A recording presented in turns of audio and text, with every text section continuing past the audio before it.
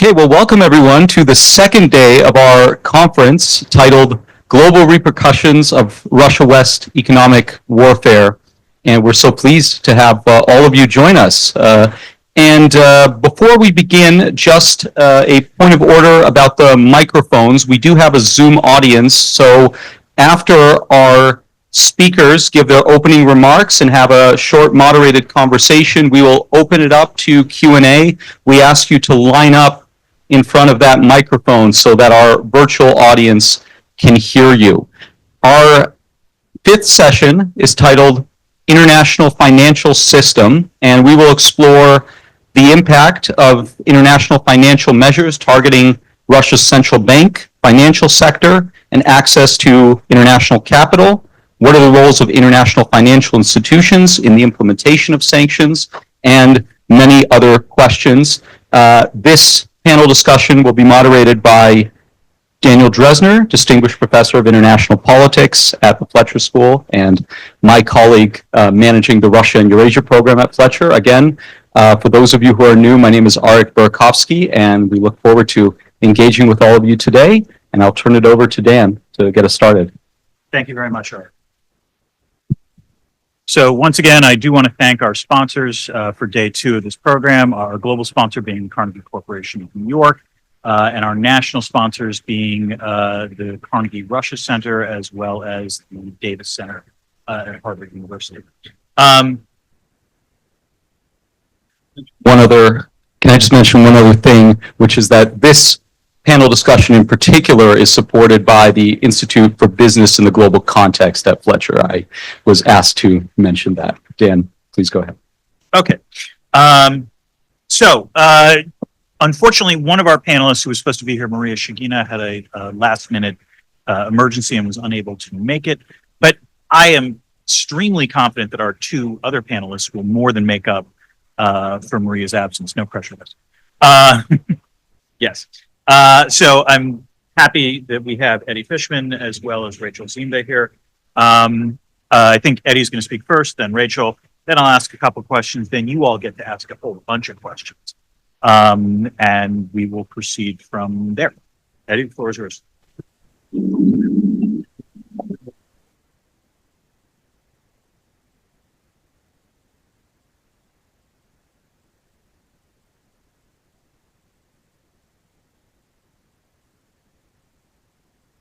And I think this is the first and most comprehensive conference I've been to on the topic. So I just want to commend you all because it's such an important topic. We don't bring together the community like this really enough, and hopefully the first of many. So I want to start by going back to January of 2022. This is when you have 150,000 Russian troops around the Ukrainian border. You have President Biden going out and threatening swift and severe consequences on Russia's economy if they invade Ukraine. And this term, swift and severe consequences, people were wondering, what do they mean, right? What are these consequences that are going to be applied to Russia? And really behind those words, the most important consequence was supposed to be financial sanctions, sanctions on the largest banks in Russia.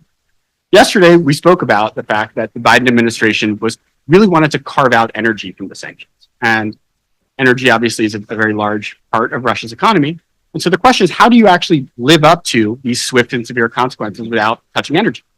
And the conclusion that folks at the White House made, and the Treasury Department and the State Department, was that you had to maximize sanctions on the Russian banking sector. There are good reasons to think that financial sanctions would be kind of a cornerstone of swift and severe consequences. And for starters, the dollar and U.S. financial infrastructure are the most valuable choke points that the U.S. possesses for economic warfare. That's not really indisputable. And additionally, going back to the time when I worked on Russia sanctions in 2014, we learned something, which was that at least then, the Russian financial system was highly vulnerable to financial sanctions. In 2014, we tried to apply very moderate scalpel-like sanctions that we caused them that effectively just cut off the largest Russian banks and energy companies from Western capital markets. And it didn't block transactions, just prevented them from medium-term and long-term debt refinance. And the result, coupled with the decline of oil prices in the second half of 2014, was a massive economic crisis. And in the winter of 2014 to 2015, Russia was on the brink of a full-fledged financial crisis. largely on the back of very modest financial. So I think one of the lessons that folks who were working on this at the time took was if you applied blocking sanctions on Russian banks, you might have some significant chaos in the Russian financial sector. And mind you, also Russia itself admitted that financial sanctions would be a very big deal. Andrei Kostin, the CEO of VTB, former CEO of VTB, as well as Prime Minister Medvedev, said that cutting Russian banks off from SWIFT would be, quote unquote, a declaration of war. And in the US, we interpreted this as, wow, this is a serious deal, right? I mean, this is, you don't say that if you think that it's not going to be a particularly large vulnerability. And so I think the upshot here is that if we're going to exclude energy from sanctions, the only way to really deliver on Biden's promise is to go hard on the Russian financial sector. So, of course, we all know, tragically, on February 24th, the threat of deterrence that we had failed. The first and biggest goal of the sanctions, which was to stop a Russian invasion from happening in the first place, did not work. And so that left the G7 to make good on this promise and actually deliver swift and severe consequences. And at least in terms of the financial sanctions we're concerned, it really took two major components of these financial sanctions. The first were blocking sanctions on the largest banks in Russia, in particular, Sberbank and VTB. At the time, they held more than 50% of all assets in the Russian banking sector. So the Russian banking sector is highly, highly concentrated.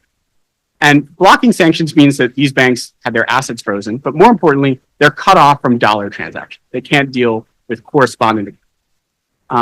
And mind you, at the time, these banks were doing about $40 billion a day in foreign exchange transactions, most of which were in dollars. This is a significant flow that is sort of being cut off at the time. But even then, despite the fact that this is a really big move, much bigger than anything we had done in the past, there were signs of caution in Western policymakers that you kind of read between them. The first was that Sberbank actually got a 30-day grace period from sanctions, something that you would have never known unless you read the fine print. What that means is the sanctions are announced in February 26th or something, but they don't actually go into force until the end of March. And so the likelihood of Sberbank facing really sudden collapse or something was pretty low, just based on how the sanctions were designed. Mind you, their European subsidiary did fail, but Sberbank, sort of the parent company, was given a grace period by the United States, and the EU didn't actually cut off Sberbank from SWIFT until the end of May. So the largest bank in Russia, yes, the sanctions were announced early, but they were given enough of a grace period that the shock wasn't maybe as big as you would have necessarily expected. But I think the most important sign of caution, going back to when these sanctions were announced, was something called General License 8. And normally when I speak to audiences, this is like where their eyes start glazing over. But this is really important because what General License 8 says is that all transactions that are related to energy, that's oil, coal, natural gas, are exempt from the financial sanctions. So even if you wanted to transact with Sberbank or VTB, if you can say that this transaction is related to energy, it can happen. You could pay, by law, you could pay a Sberbank account in dollars for oil, even after these sanctions were in place, which I think is something that people didn't fully appreciate. At the time, and probably still today, 2/3 of Russia's export revenues are oil and gas. And so you've got to imagine that a big chunk of the dollar-denominated transactions that Russia is doing are actually exempt from these sanctions by virtue of General License 8. That's something you really have to kind of read between the lines and work out. So the second component of the financial sanctions, which I think was in some ways a huge surprise to those of us following it, were sanctions on the Central Bank of Russia. This was not part of the original G7 plan. So between October and February, folks like Peter Harrell yesterday, and Bjorn Seibert in Brussels, and George Kukis in Germany were planning these sanctions. They didn't even talk about sanctioning the Central Bank of Russia. It wasn't until we saw the chaos that was happening in Ukraine after February 24th that leaders said, we need something stronger. It's not enough just to sanction Sberbank and VTB. We need to go for the jugular, for the Central Bank of Russia. This was a serious move and required significant political capital and courage. At the time, the Russian central bank held $630 billion in foreign reserves, about 300 billion of which were held by G7 banks, G7 currencies. most of which, interestingly enough, were in euros. This is a kind of non-traditional reserve allocation. Usually, 60% of foreign exchange reserves are in dollars. Usually, 20% are in euros. But Russia, after 2018, had actually shifted most of its reserves from dollars to euros. But remember, the EU has agreed to go along with this, so they're all frozen. Really, really significant move. But again, if you read between the lines, even at the time, there were some glimmers of caution, or maybe compromises that were happening sort of technocratically that had some impact. And the first was that in the US, we actually did not impose blocking sanctions on the central bank of Russia. So the central bank of Russia is not on the SDN list. We immobilized the reserves of the central bank of Russia. What does that mean? The biggest significance of it was that there's no reporting requirement. So banks that were actually holding assets of the central bank of Russia did not have to tell anyone. They didn't have to tell OPEC. Usually, if you're sanctioned and you're added to the SDN list, you immediately have to inform OPEC. Okay, I own, I have an account with Igor Sechin for $10 billion or for $10 million that I've frozen. They didn't have to do that with the central bank of Russia. We eventually put in a reporting requirement in 2023, but for 2 years we were basically flying blind. We had no idea how many assets we'd actually frozen, which is a problem, because eventually as I think we'll probably wind up talking about potentially confiscating these reserves or at least leveraging them for a loan. We didn't really know how much we had, and we don't know what happened in the time in between. Were they able to move those reserves? We will never know, which I think was a big flaw. But I think the bigger sign of caution was that the West blocked the stocks of Russia's foreign exchange reserves, but we did block the flows. So what that means is the existing pool of assets, this existing 300 billion was blocked, but the money that was coming in the door into Russian state-owned enterprises was allowed to continue. And not only was that inflow allowed to continue, but there's nothing actually blocking the outflow.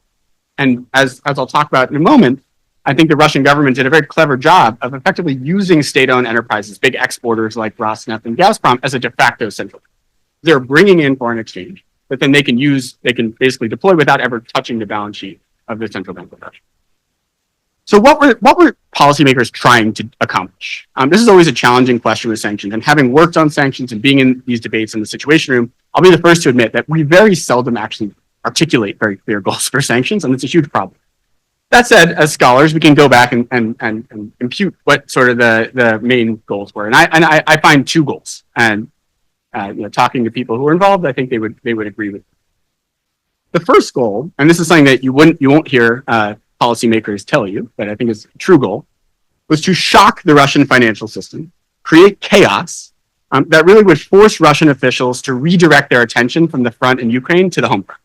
This is, I think, the primary goal, which is create enough chaos that all of a sudden, instead of focusing on are we going to take Kiev, like how are we going to stop the bank run in Russia at home? And at first, it actually looked like this goal was being achieved, right? If you remember, in the first few weeks of March 2022, there are large ATM lines around Russia. It's basically a bank run going on at a nationwide scale. The ruble collapses to lower than 100 rubles to the dollar. Interest rates are doubled to 20%, and the Moscow exchange is shut for basically the entire month. The stock exchange is completely shut down. But then, of course, Russia responds, right? It's not, they're not just taking this hit. There's a response, and Elvira Nabiullina and other Russian technocrats imposed really harsh capital controls that banned foreigners as well as households from moving assets outside of Russia. This helps stabilize the situation. And then I think even more importantly, there's advanced planning that has been going on since 2014. In 2014, we imposed blocking sanctions on a small Russian bank called Bank Rossiya, which was a bank that was tied to the elite cronies. And what happened was anyone who had a Bank Rossiya credit card, their credit card stopped working. And this was very frustrating and very agonizing, I think, for people who had Bank Rossiya credit cards. And what the Russian government did was they created something called NSPK, which is basically a card payment mechanism that was domiciled in Russia. It's sort of the technology undergirding Mir, if you've heard of that. And they forced Visa and MasterCard to move all of their payment processing to Russia, to servers in Russia. And so what happens is, by the time that Sberbank, which most Russians have an account in Sberbank, was cut off from the Western financial system, even if you had a Sberbank credit card that was a Visa credit card, it continued to work. because Visa pulled out of the country, but the technology, the actual rails that are processing these payments are in Russia, and the Russian government can decide basically how they're used.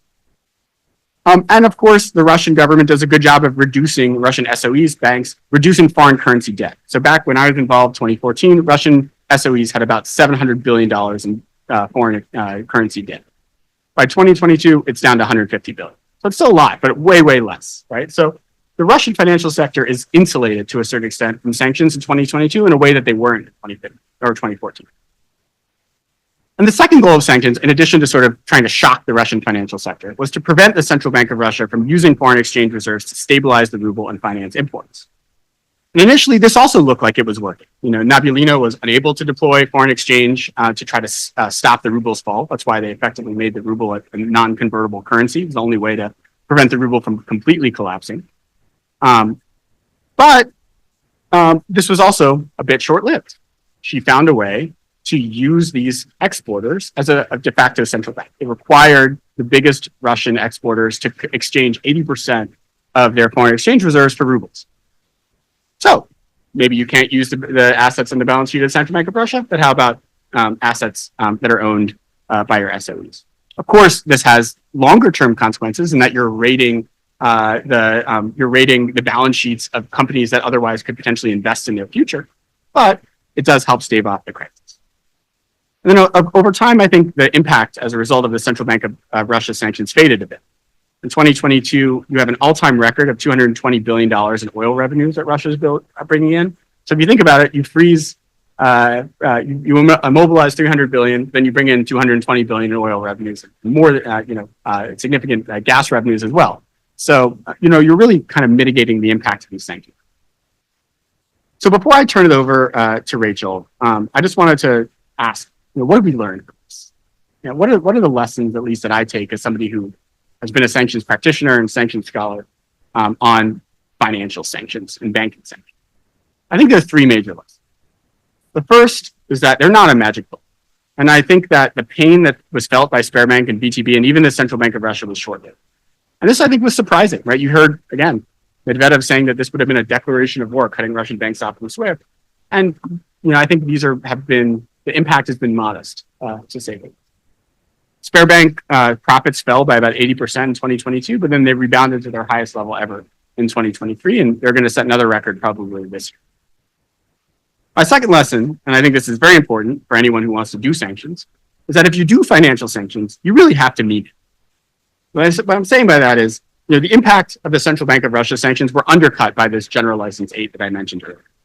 And allowing sort of Russia to accumulate shadow reserves in places like Gazprom Bank through kind of ongoing flows into the Russian economy. I think in retrospect, it did not make sense to pick a few Russian banks and impose sanctions on them. I think either you impose a full financial embargo or not. And I think that was pretty silly at the time because you cut off a few channels to the international financial system, and then there are other channels, including the third largest bank in Russia, Gazprom Bank, that is not sanctioned. And then my final and third lesson, and I think this is the most important for policymakers today, is that financial sanctions are incredibly powerful, but they're best actually used as air cover for sanctions on the real economy. And what I'm saying by that is I think we try to have our cake and eat it too a little. We try to basically leave the real economy of Russia untouched and create a shock in the financial sector. But in retrospect, I don't think that's actually possible. I think the real economy is where sort of you have to go if you want to have an impact. And financial sanctions actually are a way to impact the real economy if you're willing to go there. And unfortunately, this is a lesson we should have learned from our own history. The most successful sanctions we've had, probably in recent memory, are the Iran sanctions. And from 2006 to 2011, every single major Iranian bank was put on the STM. So we had this financial embargo that I've been telling you about would have been good on Russia. We did from 2006 to 2011. And what was the impact on Iran? The economy kept growing the entire time, even through the global financial crisis. And why was that? It's because we did something similar to what we had done against Russia. We exempted their oil sector. We allowed them to not only sell oil, but to collect revenues on it. In 2012, we changed course, and we used financial sanctions to lower Iran's oil exports, but I think even more importantly, to restrict the way that Iran used its oil revenue. And the result was that Iran's economy completely collapsed in 2012. We had the election of Rouhani, and we got the Joint Comprehensive Plan of Action, the Iran nuclear deal. It's a lesson, unfortunately, we didn't learn for the Russia sanctions. I think hopefully now we're in the process of getting there. We're starting to see how financial sanctions can be used as air cover to actually make the technology export controls that we talked about yesterday more impactful. But it's taken us 2 years to get there. And in the interim, we've wasted a lot of time, unfortunately. So the last point I want to make is that I think if you want to be successful with economic warfare, we have to learn the lessons of history.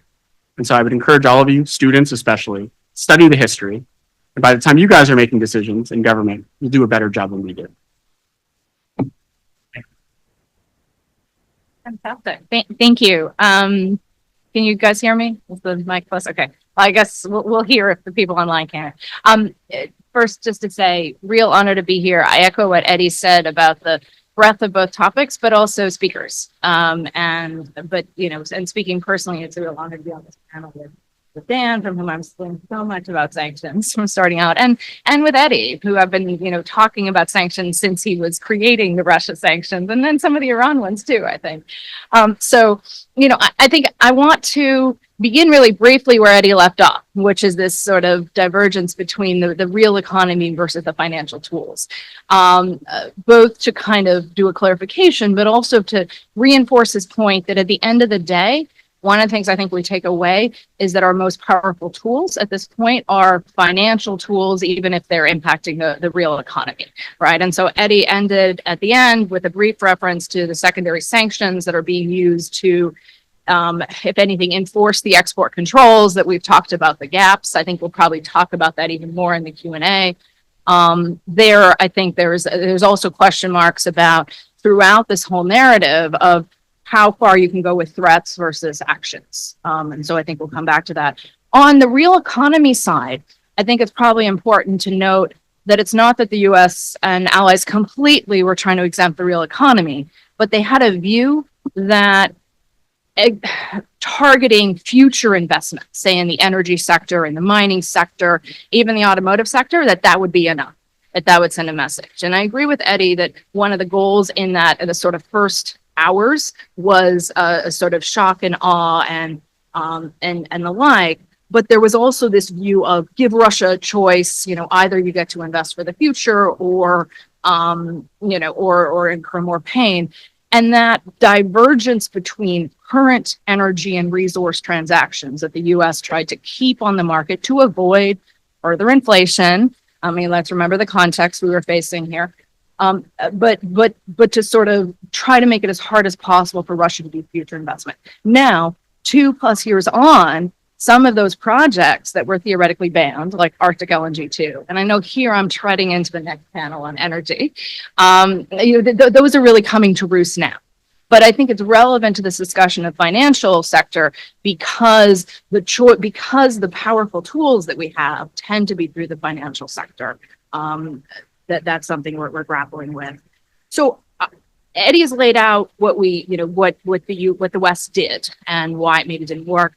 I want to talk about a couple of maybe unintended consequences of these measures, both the financial ones that Eddie talked about, but also the ones we talked about yesterday, like the oil price cap, and some of the insurance market dynamics. So and I'm going to probably try to build in the fact that this is not just about measures on Russia, that this is happening in a context where there are extensive export controls on China, where there are increasing, if maybe not sufficiently enforced, new measures on Iran. This is not what's going on vis-a-vis Russia is not happening in a vacuum.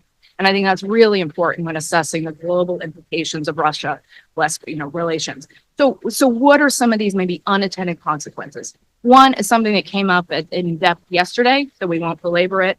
It's this shift in insurance for some energy markets, and maybe to a dynamic of underinsurance in certain energy markets.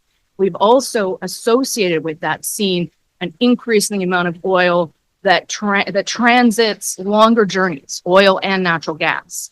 And that in turn creates a different sort of insurance environment. Now, globally, Western groups still dominate, but the amount, the increase in the sort of the Russia energy trade went from about 85% or so vessels, insured by G7 plus, mostly British groups, to probably almost none.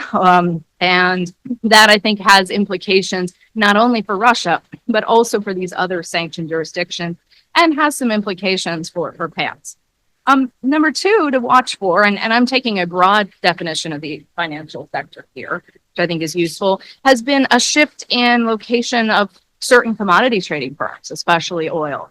Some of that from jurisdictions like Switzerland to Dubai.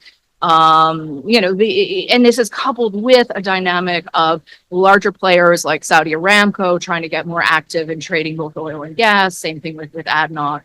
I'm not saying this is necessarily a bad thing yet, but I'm just saying it is a shift that we should be watching.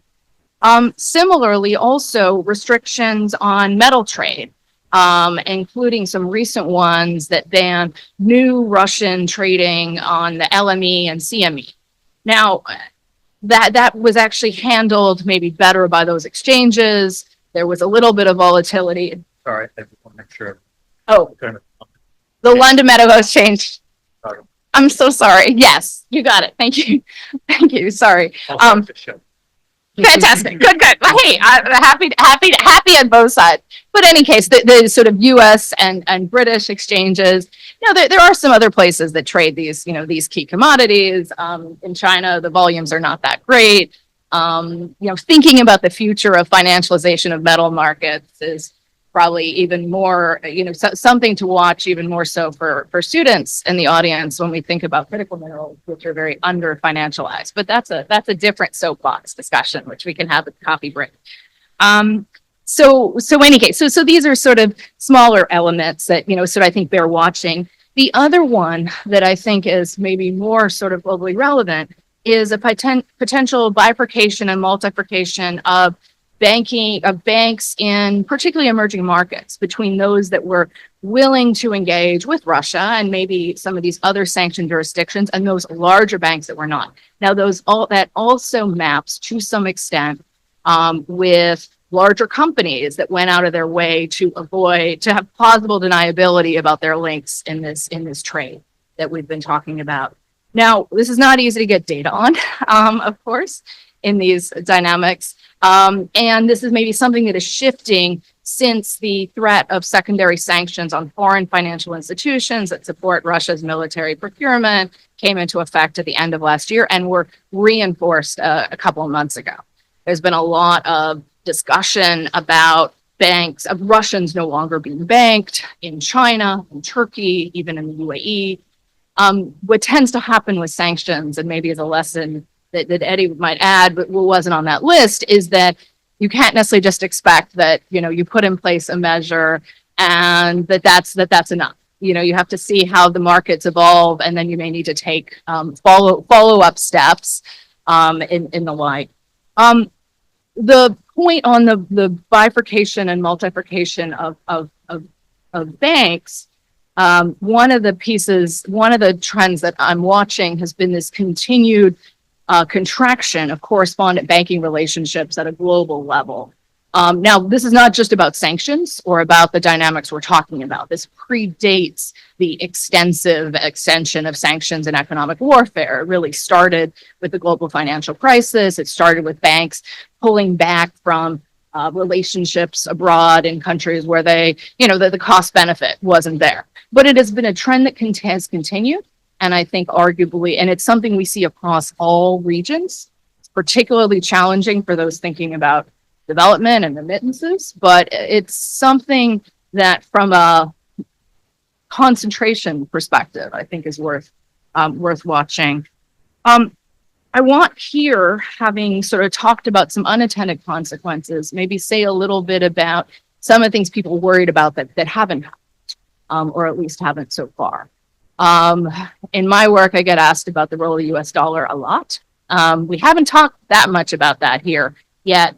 One thing that I think was clear early on was that, if anything, the coordination of the G7 around things like immobilizing the central bank reserves actually reinforced that court, stopped a flow from the US dollar into other G10 currencies. After all, if all the countries were going to mobilize your assets, it didn't really matter whether you were in Canadian dollars or in euros. And that's something that I do think some sovereign investors have sort of taken note of. Now, that doesn't mean that there's not an increase in interest in other stores of value. We have seen an increase in gold reserves from some emerging market central banks, notably, most of them in countries that actually produce gold themselves.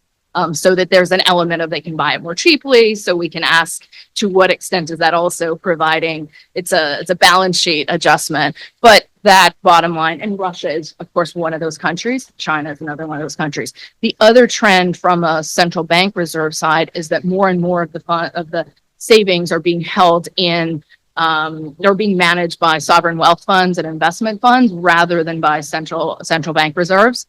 Now, sovereign wealth funds, the term gets thrown around. You know,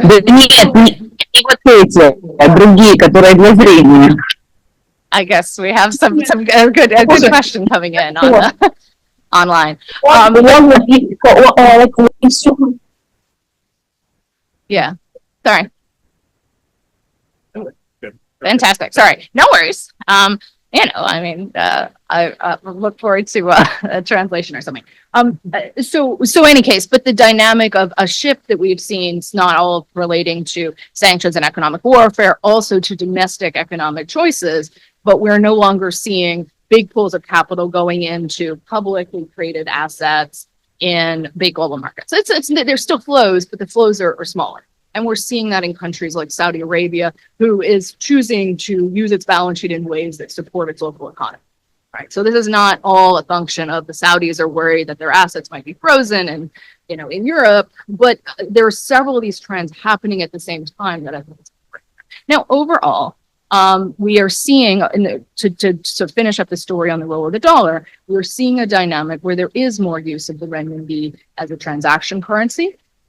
Russia alone accounted for a big move in the increase in renminbi as a reserve asset. Other countries don't really seem to have followed for a variety of transactional reasons, but more use of the currency to sort of settle accounts is happening. But the savings story has not shifted. And most economists would say that at the end of the day, the savings story is quite an important one. But I think irrespective of this sort of debate, what we are seeing in financial markets is a larger amount of pockets of the global economy that the US and its allies might have less direct influence over. And so that, and other things beyond just military procurement, you can have these pockets where cybersecurity violations, ransomware, all sorts of other things sort of going on. And so these are things I think to watch for. I want to end, because I think the conversation, but I want to end with something Eddie alluded to, which is this, what we're doing with the immobilized assets and whether that's sort of a concern. The state of play right now, and this is sort of very much finally coming to fruition, having immobilized the assets, it's taken a couple of years to figure out whether there's a way to do something more with them. The plan for some time was, you know, seize them, give them to Ukraine. There was a lot of pushback against that. The plan that they came up with, the G7 finally came up with, was to issue taxes on the profits that the intermediaries were making, pass on those through a fund to Ukraine, and to leverage up, issue debt on behalf that would be repaid by those assets. This is something, it's a lot of complicated financial engineering, and smarter international lawyers than I can speak to the sort of legality of this and why the solution came to place. But I think it also reflects the concern that a lot of financial actors, particularly in Europe, had about the precedent of outright sort of seizing the assets. From the political perspective of the security, I think the very first step of immobilizing them sent an important message. The other issue from an international power perspective is also to what extent do you hold on to assets for a future negotiation. That argument, I think, holds maybe less water than others. I am going to stop here and look forward to your questions. I think hopefully we've left a lot for you guys to ask about. Thank you very much, Rachel and Eddie. While comprehensive, you have, I think, left open questions. And again, invoking chair, I'll ask a couple of questions, then we will go in, to the audience as well as to the online questions. Start over. Eddie, let me start with you, and I just want to ask a simple counterfactual. Assume for the moment that you could go back in time and tell the G7, look, you want to impose these sanctions, you want to hit the energy sector just as hard as you're hitting anything else. Would those have worked in terms of causing Russia to collapse? And also, would that have happened before the global economy would have felt the implications, which there was a reason why energy was carved out. So I'm sort of curious it's an unfair Monday morning quarterback question, but are you saying that if they had been harsher, that we would be in a different situation? It's a great question. And of course, it is, a counterfactual. So you have to, take what I'm saying with a grain of salt. Is my perspective. Would it have made things different? In terms of the course of the war, I can't say. And I would think probably it wouldn't have changed the course of the war. I think we've seen in the past few years that this is an incredibly high priority for Vladimir Putin and is willing to take a lot of economic costs. In terms of the goal first goal number one that I laid out, which is causing chaos in the Russian economy, I do think that much more stringent financial sanctions from the beginning would have been more successful in that regard. And they also would have limited critically the ability of the Russian state to pay for imports that it needs for its military industrial complex. I think a lot of the times when people talk about this price cap policy, they think they're stating that, this is so novel. We're trying to dissociate the flows of Russian energy from the amount they're paid for oil. I'm always confused when I hear this dialogue because it's like, did you not witness the Iran sanctions that happened less than 10 years ago? That is exactly what the Iran sanctions did. And the key point of the Iran nuclear deal, the one thing that mattered to the Iranians was, can we unfreeze their frozen oil revenues that were outside of their country? It wasn't stopping Iran from selling oil. In fact, by the time we got the JCPOA, I, as someone who was working on this, was happy they were selling oil because every barrel of oil they were selling was giving us more leverage. It was more billions of dollars that we could unfreeze for them. So I think with Russia, I do not believe there should have been any secondary sanctions threat on buying Russian oil out of the gate, because I think that that could have caused some Russian barrels to come off global markets and cause more inflation. And B, I think there's a decent shot that because of the scale of Russia's energy exports, that you would have had America's bluff called, right? Because this oil, people need this oil, and frankly, you may need access to the dollars, but you also need your cars to work and you need your homes to be heated, So I personally think it would have been a bad idea. However, what would have the sanctions look like had you not had general license 8? I think what you would have had is you would have had Russian oil flowing, but having Russia struggle to access the payments for its oil. And I think this is critical because remember, what general license 8 allows is it doesn't just allow Russia to get paid for oil. It allows Russia to get paid for oil in dollars and in euros, which then it can turn around and use to buy imports, right? So we're all freaking out about how are these chips getting to, getting to Russia. It's really hard to stop random friend companies in Kazakhstan, right?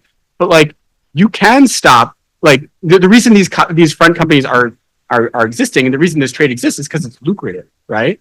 But if you made it impossible for Russia to pay using dollars and euros and they could only pay using yuan or rubles, this trade would be way lower. And I think the initial shock you saw to Russian imports in 2022, which wound up being short-lived, would have persisted. So again, Monday morning quarterback, but I do think that we were not well served by the caution when it came to financial sanctions. If I can just come in on that, I think it's not that they necessarily needed to, that in the counterfactual, that doing it right off the bat in March or so on necessarily, because that was a moment where, I'm not sure if Eddie mentioned this, but one of the things that was striking to me at the time was how often the U.S. Treasury was going out and reminding people that energy trade was okay. Yes. In really blatant terms, especially to those of us who, kind of spend a lot of time reading OPEC language. But sort of going out and saying that because what was happening to global oil prices, that sort of, there was self-sanctioning. There was a whole kerfuffle about, I think it was Shell, who had done some sort of supply contract that was perfectly legal. But this was a time of also stakeholder and shareholder pressure, divest from Russia, go out. And so if anything, all of this meant that Russia was making more money, not less. So there might have been a moment at the, there might have been a moment later in the year to sort of move and adjust. And, to Eddie's point, maybe it's about, keeping it on the market, but what they're able to sort of pay. And there've been some windows where it was difficult for the Indians in particular to pay. And it's always been a little hard to untangle whether the Indians are just using that as a negotiating tactic with the Russians. There's probably some of that. But I do think legitimately, I've heard enough from people involved in this trade or people sort of several steps removed that there were times, particularly in this window after the secondary sanctions on financial institutions were put in place, but even before that. And there was experimentation with, can we pay in UAE dirhams, which of course are pegged to the US dollar and, only one step removed and so on. And that didn't really work. But, and really complex sort of more costly ways, back to our question of efficiency, sort of resilience versus efficiency of yesterday, in that way. So it's not to say that it all had to be done sort of at once, and it might probably have been detrimental to do it right away when, if anything, there was this drop. But that question mark of that choice, I think we got into this yesterday of the announcement effect and that preparation time for the price cap in particular gave not only European and Western companies time to adjust, but it gave Russian and Chinese and Indian entities time to adjust. And that's something, we have to grapple with that, but back to sort of putting ourselves in the perspective of others involved in the trade, I think is really important. I have one other counterfactual to ask, which is one of the striking things is in black way of putting it, the ranking competence of Putin's military as opposed to, as you say, Elvira Lena, who, just taking the normative stuff out of the equation, did extraordinary work in terms of stabilizing the Russian.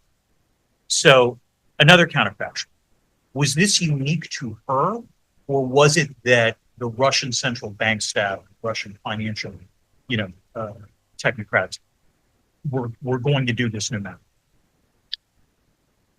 Do you want to take it? I think we probably both have a thing. Yeah, I'll go for it. If I have a Please. quick answer. Yeah, obviously it's and I'd be interested in hearing from some of the folks who probably know these people personally. I think what I would say is, I think that having had Nabiulina in that seat in 2014, she's longitudinally been involved with this, right? And so I think that's really important to remember, is a lot of the U.S. policymakers, some of the U.S. policymakers were involved in 2014. You had Philippe, you had Peter, some weren't, right?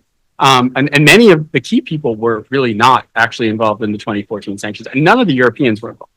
Whereas on the Russian side, Nabiulina had steered Russia through this 2014 crisis, which was really bad. I think that's the thing people forget. Like, the 2014, 2015 crisis in Russia was really, really bad, and the sanctions weren't that strong. And I think Nabiulina spent much of the time in between creating NSPK and NIR, which I mentioned, creating SPFS, which is their equivalent to SWIFT, recapitalizing the Russian bank, decreasing their foreign currency debt, and basically increasing the reliance of Russian financial sector on ruble debt, for instance. And I think all of this preparation proved really important, because by the time the crisis hit, she sort of knew the playbook. So that would be my answer. But Rachel, what do you think? Yeah, no, I agree with a lot of that. And I think some of it's the central bank. But I think to that point on debt, it's also about the fiscal authorities. And in a sense, Russian, what in that period, well, frankly, for much of the decade leading up to 2022, a lot of financial, actors or others would say, well, Russia's not growing, or, other things like that. And in the sense that, and there are a lot of other reasons. It's not only that the government wasn't using fiscal space, but, that dynamic of having very little and paying down the foreign debt, lengthening it out did, sort of help in a number of ways. So, but I think it's probably important, not only sort of the orthodoxy in many ways of the central bank, and important decisions that were made in part influenced by the 2014-15 story, like moving to a more flexible exchange rate. Now, I think looking outside, you saw the ruble collapsing, but in 2014-2015, Russia spent down a lot of its reserves to defend a currency that was not macroeconomically appropriate, because at that time, the oil price was plunging. And so some of the analysis done at the time, it's hard to figure out what's the economic impacts of the sanctions and what's the economic impact of the oil price collapsing, which in part was a story of US shale coming in large terms, and on the margins was about some more oil supply from Iran. So this element of this counterplay, I think, keeps coming back in. So, but those choices, and so that there needed to be some support from the top, and that's where I think, to Eddie's point, others in the room, I think, will have things that they can share with us either in the Q&A or at the coffee break. That gives rise to a slightly different question. In some ways, coming at it different was a lot of the press prior to, in December and January of 2022 was all about how sanction-proof the Russian economy. As you said, I mean, both of you were talking about how they did learn lessons. There was really this belief, I think, among the Russian technocrats that they had figured it out and they were going to be relatively invulnerable. And that wasn't true. And I guess my question is, why were the Russians? I have, this is, I think, one of my favorite topics. I'm glad you brought it up. There was one key miscalculation that the Russian government made. And the miscalculation was that if there was a big renewed Western sanctions campaign, that it would be a unilateral American sanctions campaign.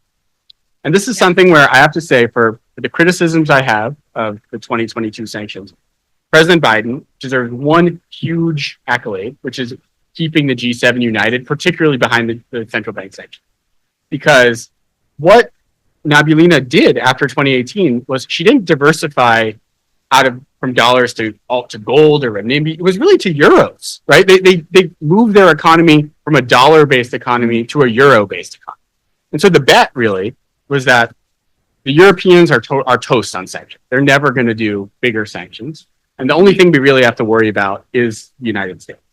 So I think that was a big miscalculation, obviously, because you wound up freezing half of their reserves as opposed to whatever the $5 billion that were still in dollars at the time. And I think the interesting thing here, and this is sort of the macro question of like, do the central bank sanctions imperil the future of the dollar, which I think is a question I get all the time. The thing that's really wild about this is the dollar has been the currency that has benefited the most from the war in Ukraine. And I think on the eve of the war in Ukraine, 40% is excluding internal Eurozone transactions. 40% of cross-border SWIFT transactions were in dollars, and about 40% were in euros. Today, 60% are in dollars, and 15% are in euro. I mean, the dollar has basically taken share from the euro, from the pound, from the yen.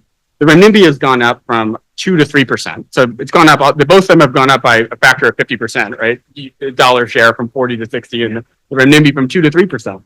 But just think about that. That's all because the G7 stood behind the sanctions. Okay, I'm just going to apologize in advance for this next question, the last one I'm going to ask. But I'm actually surprised that we had the entire panel about financial sanctions and the word cryptocurrency wasn't mentioned. So, okay, so basically my question is that, what have we learned about crypto as a sanctions type, as near as I can determine, the one useful thing that cryptocurrencies have is a form of evading sanctions. So what have we learned from the last 2 years? I think we've learned that they can be helpful in small volumes. It's interesting. I think we both highlighted the capital controls that Russia put in place right after some of these big sanctions that also included restrictions on cryptocurrency transactions immediately.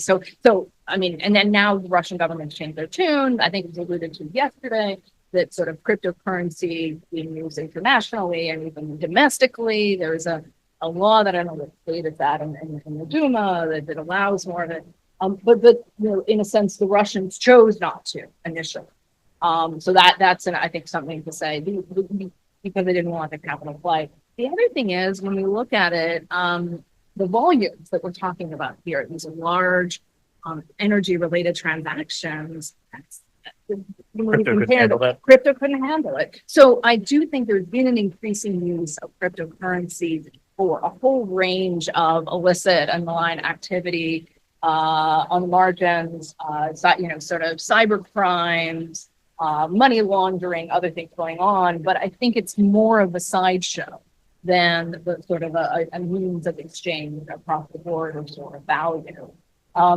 The same thing I think goes, there's research that's done on the use of crypto for terrorist financing, and things happen on the margins. But it's only recently that I think starting to get more close. Now, it's also important to know that there have been a lot of enforcement actions relating to crypto exchanges, not only relating to Russia. And some of those have had U.S. law enforcement working in tandem with European counterparts and those across the board. So some of it, there's an enforcement action which is stopping these channels, especially for some of these cases.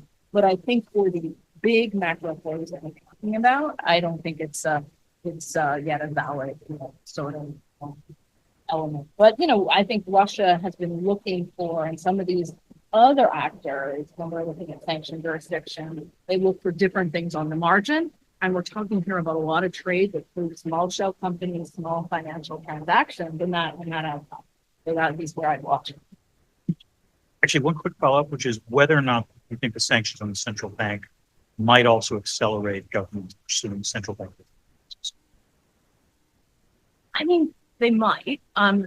I think the interest in central bank digital currencies predates. Though, I mean, the Atlantic Council has a very good track record of central bank digital currencies, actually crypto and digital assets as well. It's just useful because for every country that has a CBDC, it tells you what the status is. I think that it also is part of this maybe solution to the problem I was mentioning at the outset of the decline of correspondent banking relationships. There's some work out of the Bank of International Settlements that looks at ways of, sort of doing new tokens and wholesale banking to direct flows.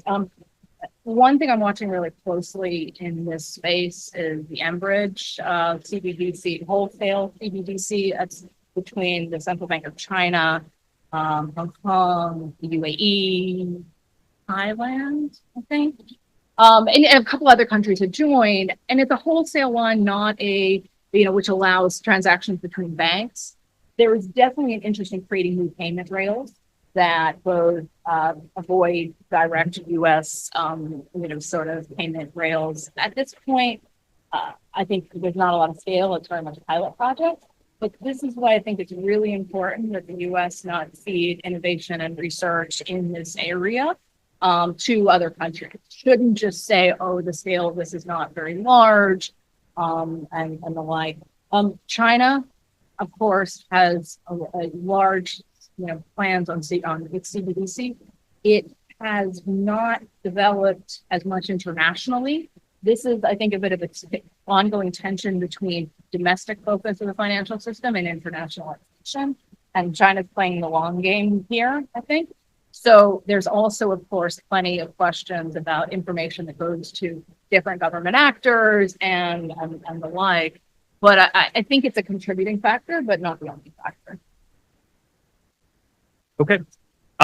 We're going to go to questions in the audience, and I'm going to read a question that's already been done virtually. But if you have a question, this microphone here is the place you want to be standing in line behind in order to make sure that the folks online can hear you. So, question from online.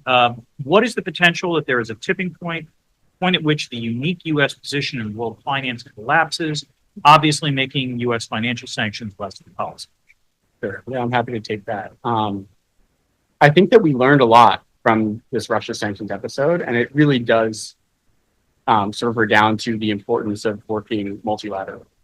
And I think this is, in some ways, honestly, something I hadn't fully anticipated. A lot of my own thinking around sanctions had been that sometimes we are too obsessed, at least in the Democratic side of the foreign policy establishment in the United States, with multilateralism, because I think there's proof that unilateral sanctions work really well from an economic standpoint. I think, as Professor Drezner mentioned yesterday, the Iran sanctions in 2018 were unilateral, and they were almost as impactful as the Iran sanctions of 2012. Pretty remarkable.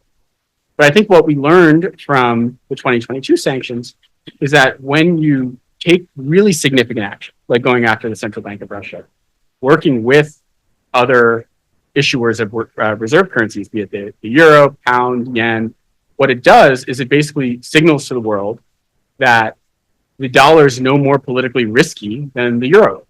And so at that point, what's your choice, right? You can go into the RMB, you can go into gold. But as of now, neither of those really have anything can hold a candle to the dollar or the euro or the pound or the euro. It's not convertible international currency. So I think that's probably the big lesson is that, especially when we do macro economically significant economic warfare, working with allies is really important if we care about kind of the future sustainability of these tools. Oh, also, please identify. Okay, my name is Rocky Whites. I'm Director of Maritime Studies here at Fletcher. Before coming back here, I was a commodities trader for 5 years, oil markets. My question relates to how will the BRICS expansion with the Saudis and UAE joining and our continued sanctions against Russia possibly create very large $1 trillion plus commodities markets in the BRICS currency? And what would that do to the dollar?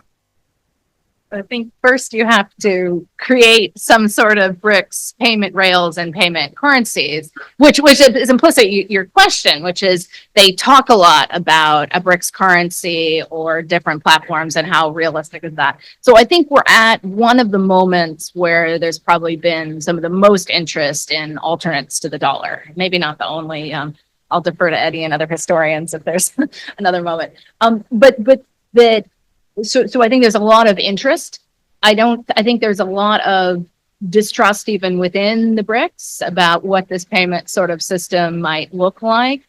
My view on the BRICS expansion is that in a way it also provides a space for some countries to go ahead and test some of these payment rails. Maybe that would have happened regardless.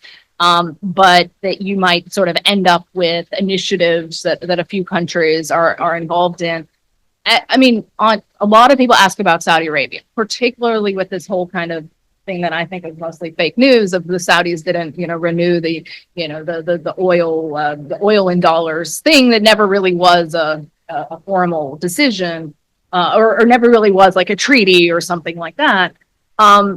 Look, the Saudis in particular, they're spending more at home. They are not sending petrodollars out into the world. That's a function of lower oil revenues, and it's a function of they're really trying to invest at home.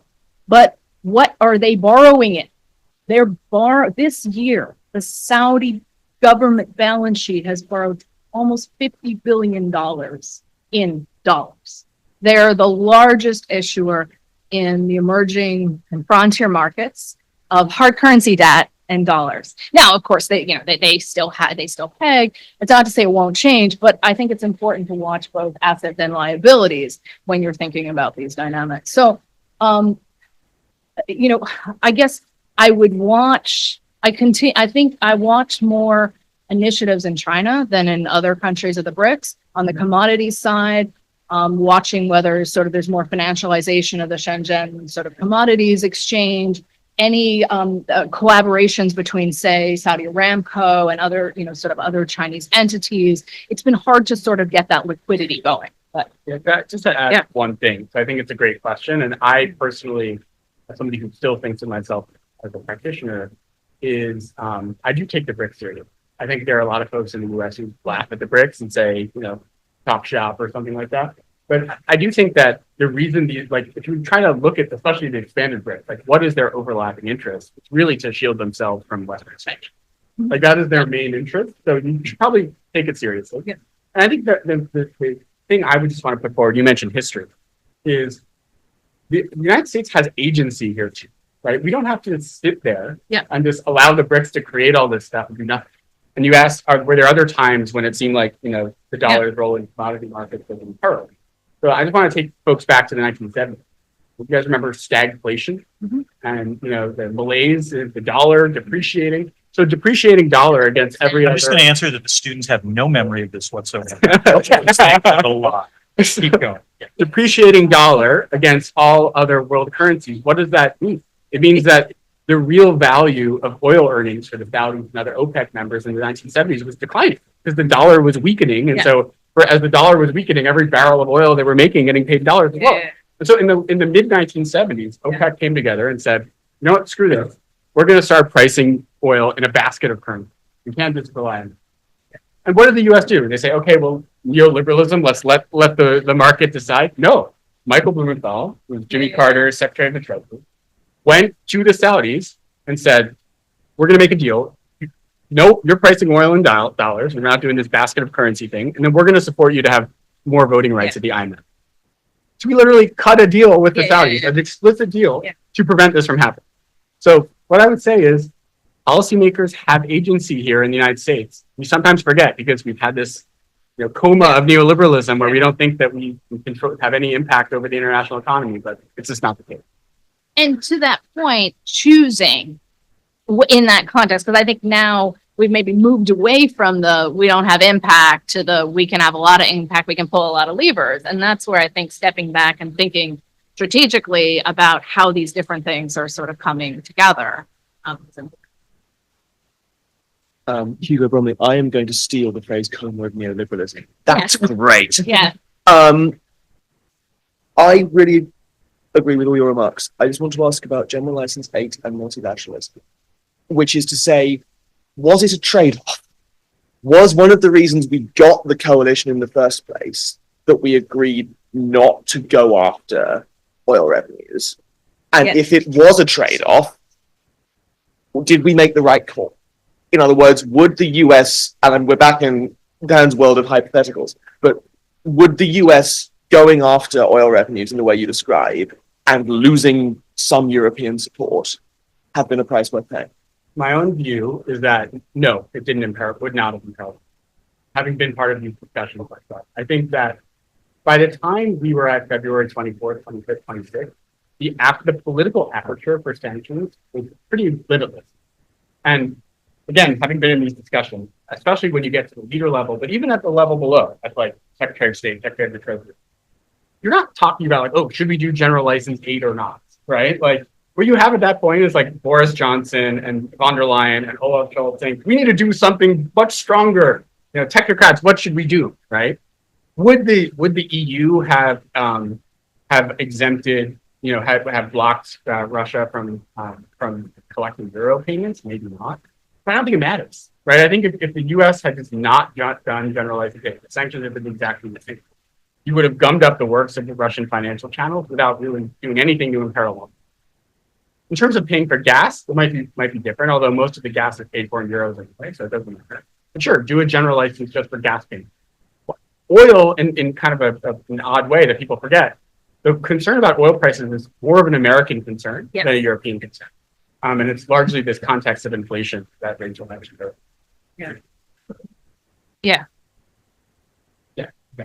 I mean, and I think, if anything, I think an example of multilateralism or sort of some of the later general licenses, things like giving Japan the out on when the oil price cap came into effect. Now, Japan hasn't really taken up on, sort of hasn't taken a lot of volumes, but Japan, of course, even more so in a different way than Europe, but maybe similarly, really look to Russia as the solution for their energy challenges. And so keeping Japan on board and also sending that message of, those other projects that you're invested in, like Arctic LNG 2, like this is the end of the road, but you can get some volume. So, but I do think Eddie's point about, if anything, it was the United States that has historically been more worried about oil prices and oil price on the global economy. And you see that even in the U.S. kind of compromises on the oil price cap and some of the messaging around the oil price cap, that question of you've got the dual mandate of paying Russia less and keeping the oil flowing. There are a lot of times where people in the marketplace really thought that number two mandate element was maybe more important to some U.S. policymakers, maybe not to others. I am Vladislav Natemsev. I have just a small question to Professor Fishman. The question is like this. The central bank was sanctioned, I think, 28th of February 2022, but it took more than 1 year to put sanctions on national oil stock.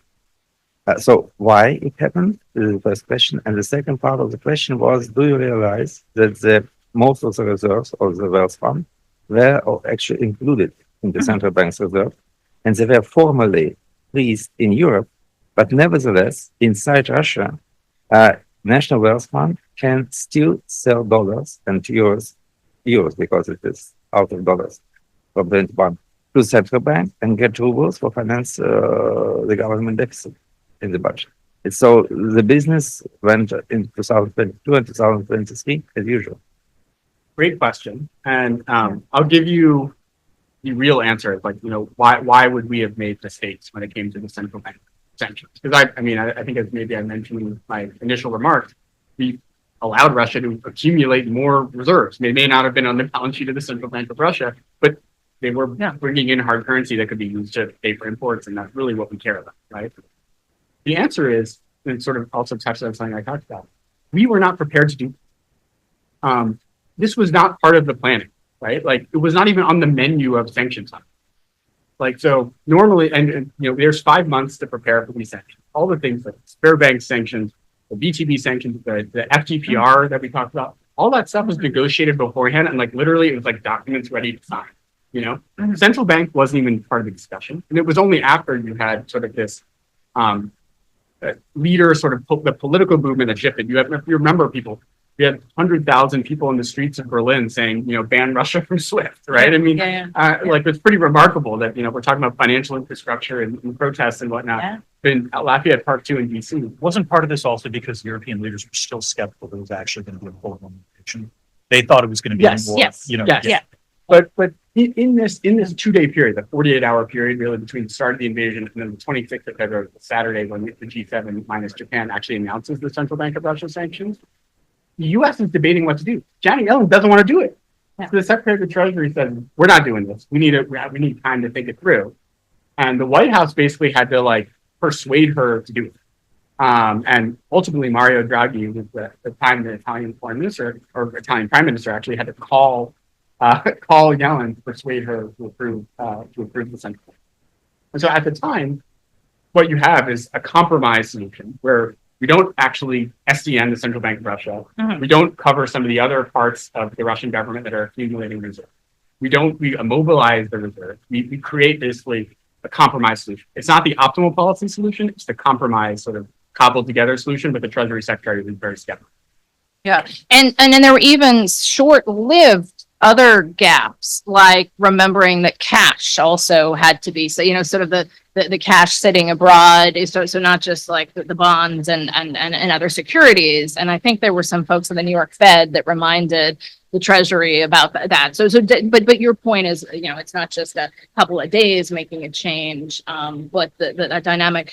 Correct me if I'm wrong, on February 28th, there were, transactions were blocked with the wealth fund, but not put on the SDN list. I do know there was a dynamic at that moment also where sort of really trying to put some pressure on the sort of co-investors, say in the Middle East with, not the National Wealth Fund. Sorry, I'm thinking of the RDIF, which was in that context. But really, again, it's back to that element of how much to do on transactions and how much to sort of send this message of people shouldn't be investing in Russia, right? And so that bifurcation, and we ended up with some these financial channels that persisted, both as you say, the wealth fund, but also through exemptions like the humanitarian exemptions on food and fertilizer that led to, Eddie mentioned Gazprom Bank earlier, but there's some elements of the agricultural bank of other money getting in. And definitely this focus on the big guns meant that even now with the immobilization debate, there's, elements where the other assets kind of are harder to track down and thus maybe politically inexpedient to talk about. All right, we have time for one last question if someone has it. Got a question? It's fine, but come up with the microphone. My name is Hamid, mold program here in Fletcher. Thank you a lot for the wonderful talk. It's a remark. All these sanctions and development after Ukraine, Russia invasion of Ukraine, it just triggered another. So of course the sanctions against Russia, and it triggered another dynamics in the Middle East. UAE and Saudi Arabia have been using their local currencies in oil trade with certain like with China. Although these agreements were partial, they don't cover all the trade. It also triggered what you mentioned about the cryptocurrencies, and so there is this. It's sparked the fear in oil exporting economies that their assets, their oil industries, and their access to financial system could be sanctioned or is under the will of the West. And they're working actively in different ways, especially UAE, to adapt with this. Just yeah. I think regarding the BRICS, I think maybe it's a little bit too early to talk about their currency, given that Yeah. there are divisions between China camp and Russia and India and Brazil, how to deal with the West. Great, great comments. I tend to agree on the oil in local currency. It's been hard to figure out what the volumes are, but so far it does seem, you know, and again, pilot projects can expand. I think that's what, you know, and to Eddie's point, I think, you know, we're both people that take the BRICS, that take these different arrangements seriously. And I'm conscious of trying not to overestimate or underestimate anything in this space. But you know, this question mark going forward of how far it's going to go. The other thing you could look at with the UAE and Saudi Arabia, who's their biggest supplier? It's China. Who's their biggest, partner in that way? So some more investment in local currency is not necessarily a bad thing. The question is, what's the transaction cost? And so this interest in testing out different pathways seems higher. Maybe the final point I'll leave folks with is take these things seriously, track them, but also don't get ahead of yourself. Yeah. By that, I mean, China is the world's largest exporter by far, right? They're the number one trading partner for 120 countries. Yeah. 2/3 of the world counts China as their biggest trading partner. You would think that as an exporter, you could just say, okay, well, just pay me in my own currency. The use of the RMB in China's own trade is below 30%. Most of it is still denominated in dollars. And it was actually higher in 2015 before the capital controls that were imposed. So we should all realize that these trends in 10 years might be very significant. But at least for now, I don't think there's been this kind of flight from the dollar toward the RMB. And I think a lot of the credit goes to Joe Biden for keeping the West together.